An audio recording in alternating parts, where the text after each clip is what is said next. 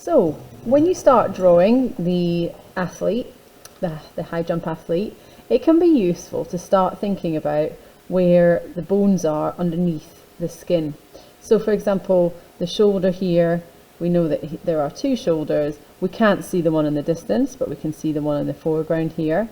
The hips are usually at the top of the legs, so we can imagine underneath his clothes that his hip would be around about there. The knee bone, the kneecap, is at the front of the knee, like that, curves round there like that. But then underneath that you've got the leg bone that joins onto it, and the thigh bone that comes onto that as well. So that's where those bones are joining, and that's why we're going to be marking out that point as well. So the first thing I'm going to do is draw this line going across the page. It's not a flat line like that. It's not a flat horizontal line. It's actually going up just a little bit at one side. It's not a huge slope, okay, but it is a little bit of a slope. So what I'm going to do is I'm going to start drawing that line around about here on my page. So if I just show you how to start that line. When you're drawing, you want this to be a nice light line, because you don't want to have to rub it out and have a line left there if you make a mistake, which is why I'm going to be drawing with my pencil nice and loosely. I'm going to hold my pencil loosely, and I'm going to do very light lines that make that line up. Okay, so I'm going to start here, holding my pencil quite loosely and very gently starting to put the same angle as that bar, like so, and just lightly. The reason I'm able to draw in a straight line actually is because I'm using this part of my hand here as a bit of a guide to steady me. I'm not just like waving my pencil around in the air like that, wobbling around. It's using that part of your hand just to steady your arm and really be able to kind of make that line nice and even and straight. And when you've done that, you can also draw a second line underneath, nice and lightly again, using your hand to steady your pencil, going all the way across the page. So nice and careful. They should be parallel, so parallel lines never meet, even if you were to extend them indefinitely, forever. But I can see that those are roughly parallel and they look to be the right angle. One way that you can check if the angle is correct is by holding your pencil at that angle on the line and then just dragging that across onto that line like so. And you can just double check then that that bar is the right angle, the correct angle. So mine looks like it is, so I'll leave that.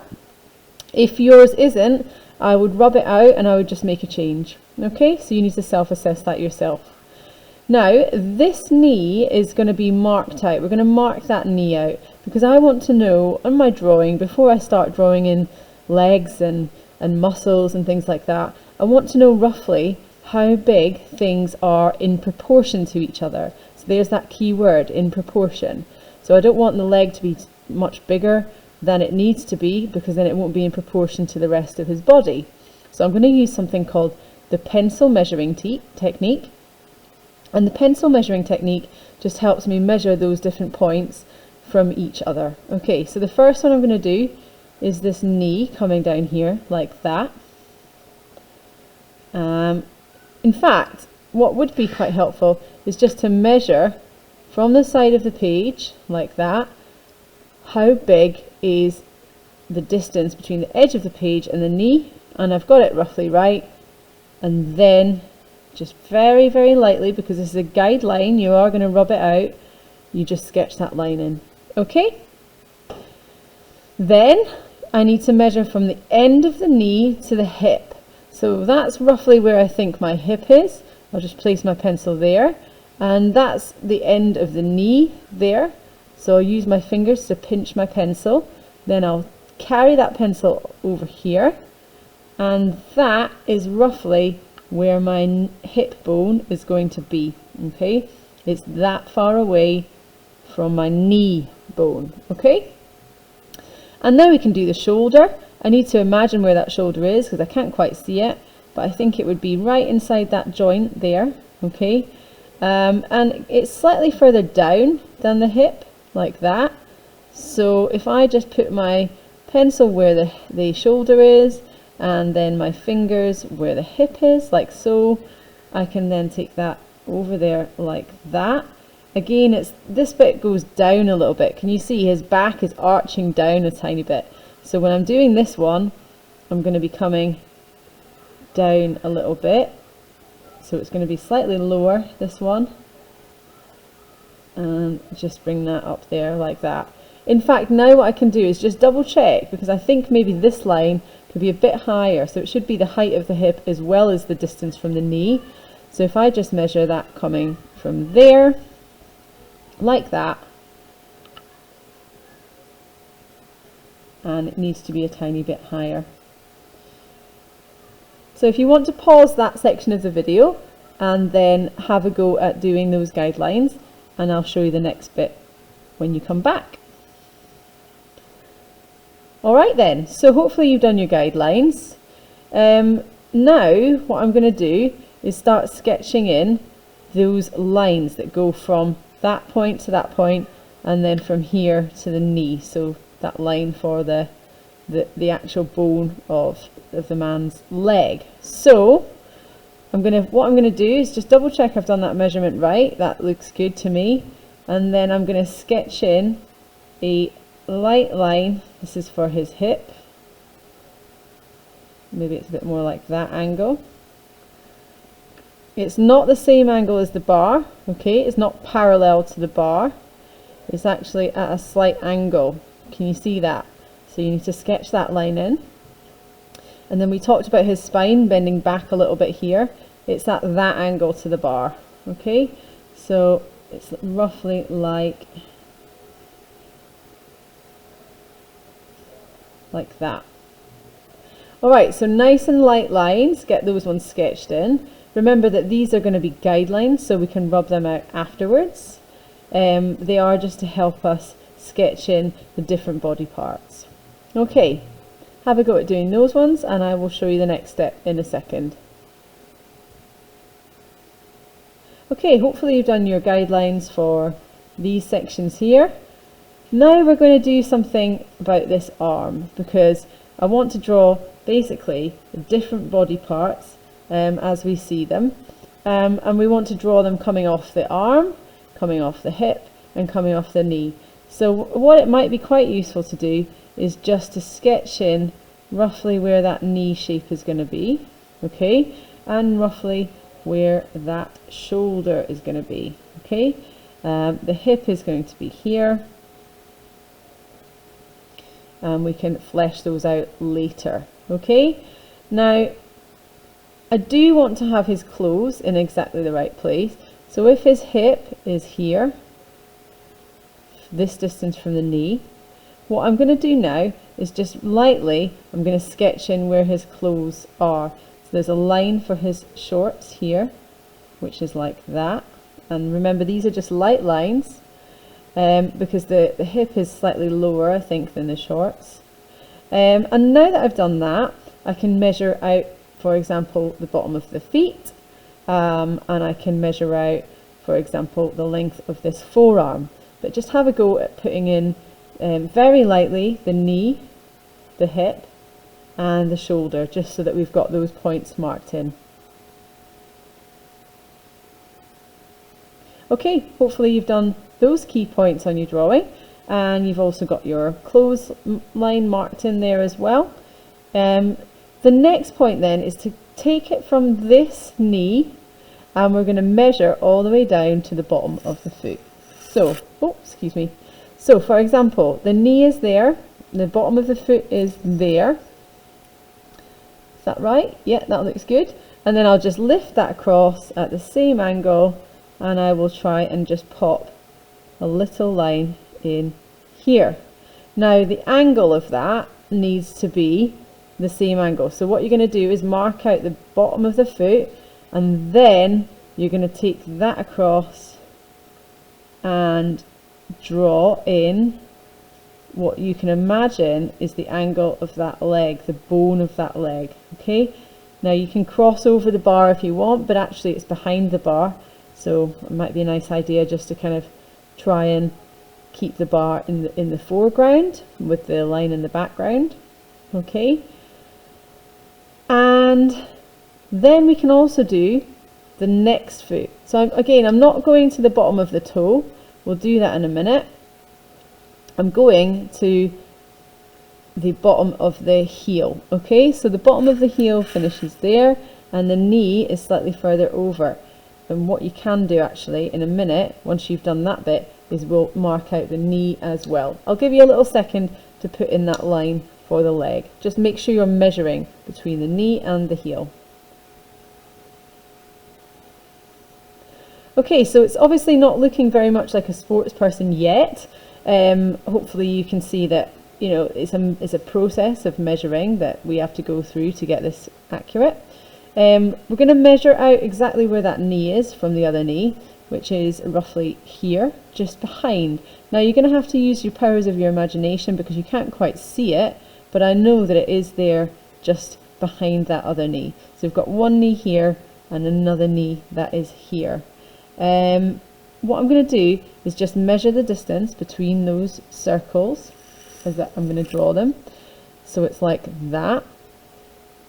And then I'm just going to sketch in the other knee shape nice and loosely, like so. Okay, and the heel comes down at that angle to there. So it's a slightly different angle. It's a little bit more in that direction. And it's down to here, slightly higher up. So it's very, very subtle. It doesn't need to be a really big change in angle, you know, but it's just a slightly different angle. It's not so much that angle as that angle. So again, it's a very subtle angle change. Go from there to there. Okay, so see if you can get that shape in. And now that we've got both heels marked out, I'll show you how to measure out the toes. I'll give you a go at doing that then.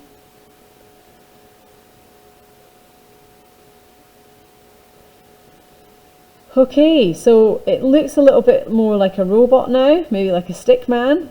Don't worry about that, it's just one of those things that we need to get everything accurate. So from the back of the heel to the front of the toe is like that, and it's that angle. Okay, so all I'm going to do is lift that from there over to here. Okay, and I'm going to start plotting out the toe and the heel. Okay, and it comes down there like that at that angle. So you can start just roughly sketching in where your foot of your sports person is going to go, like that. The next thing I'm going to do is measure out the second heel. So one heel is that angle, the next one is that angle. So what I'll do is just hold my pencil like that and just lift that angle across. It's roughly from there to there, so from here to here. And I'm then going to just look at the angle, just double check I've got it right, and sketch that shape in there. So he's got two kind of almost straight lines. If you want to check the angles, you can, like so. And that will hopefully help us with our next step. So I'll give you some time to do that one there. Okay, hopefully got on quite well with the feet. The next step then is to do this forearm that comes off the shoulder. Now, can you see, because of something called foreshortening, that's when some body parts appear to be a little bit shorter than they actually are in real life, because of the perspective with which we're viewing this arm. Because of foreshortening, this section of the arm is actually a little bit short. Now, what we're going to do is we're going to draw a little line coming off to the elbow, and the elbow is going to be a smaller circle down here. So I'll just show you what that looks like. If you want to measure it, you can, although it's actually very small. It's going to be roughly that angle and quite small. So bring it off down there like that, and a little circle is all you need for the elbow. Now if you want to check you've done that right, you can also check the distance between the bar and the elbow, which is roughly the same. It's roughly right. So I'll give you a bit of time to measure that one out, and then I'll show you the next step. Okie dokie. So hopefully you've managed that, and we're now going to measure from the wrist to the elbow, which is that distance there. That comes up there like that, okay, and your wrist is going to be roughly here. You can put a little line on for that, and the arm comes down there like so. That is going to be your wrist and hand and arm. We can draw the hand shape on in a little second. I'll just give you some time to measure out that arm. If you want to check you've done it right, remember you can always just lift over that angle. Okay, there you go.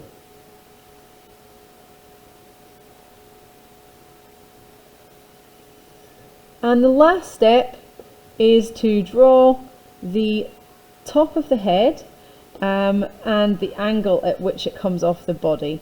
So the top of the head comes that far away from, I suppose you could call it, it's just above the shoulder, isn't it? If the shoulder's here, it's maybe just a tiny bit further away. So in fact we could even measure it from the shoulder, can't we? Let's measure it from the shoulder like that then to the top of the head, and it comes up roughly that far away. So up at that angle, and you can just do a light line for the top of his head, okay? You don't need to draw in the shape of his face yet, although if you feel confident in doing so, you could do. You could even just go like and draw the kind of outline of his face very, very lightly, because you might want to make changes to this, remember. Okay, and then if you give that a go, I will show you the next step. Well done on that.